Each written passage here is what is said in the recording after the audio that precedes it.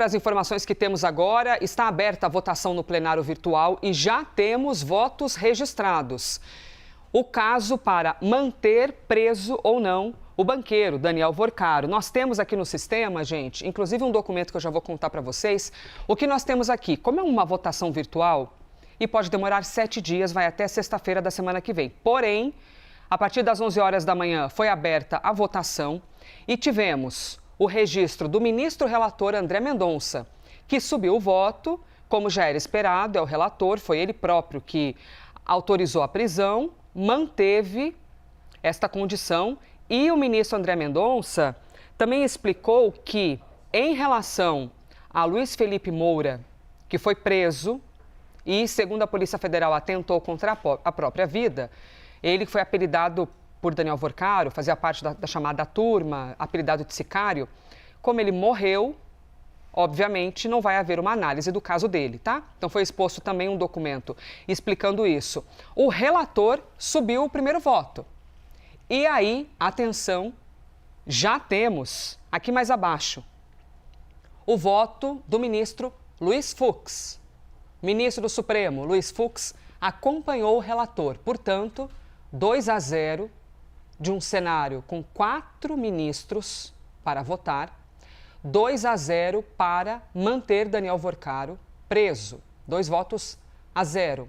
Ainda faltam os votos de Gilmar Mendes e de Nunes Marques. Reitero, eles têm até sexta-feira da semana que vem para subir esse voto.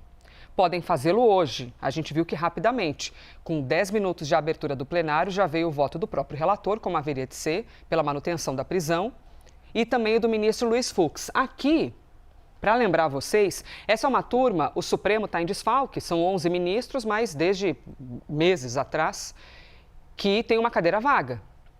Desde a saída de Luiz Roberto Barroso, então são 11 ministros e não foi nem agendado ainda a sabatina de Jorge Messias. Existe um desfalque no Supremo, mas esta turma, que é a segunda turma, está cheia certinha, com 5 ministros.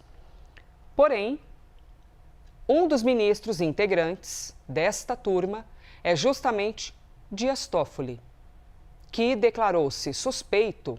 Nesta semana, tivemos ali uma análise de um dos pedidos relacionados ao Banco Master. Ele se declarou ministro impedido para julgar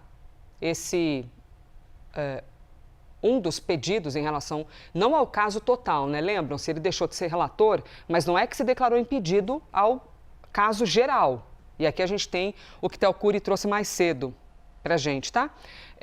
Mas nesta semana, com a declaração de impedimento de Toffoli, também, deixa eu lembrar aqui,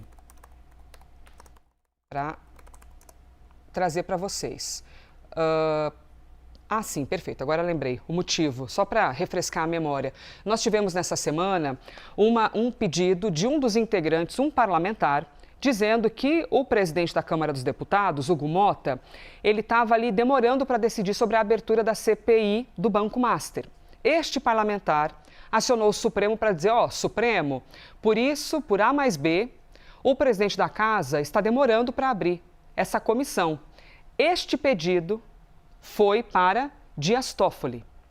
Dias Toffoli declarou-se impedido e esse processo, essa ação, impedido de uma liminar, foi para a mão de Cristiano Zanin, que negou, disse, não há elementos para dizer aqui que Hugo Mota está, em português bem claro, enrolando para começar essa CPI. Como Dias Toffoli declarou-se impedido, neste pedido deste parlamentar, aí isso abriu o precedente, usou da mesma tese para dizer, bom, então, portanto, também seria impedido para votar aqui dentro da manutenção de prisão do banqueiro Daniel Vorcaro, tá? Então, declarou-se suspeito, não temos Dias Toffoli, Luiz Fux acompanhou o relator também subiu o voto, placar 2-0 para manter Daniel Vorcaro preso.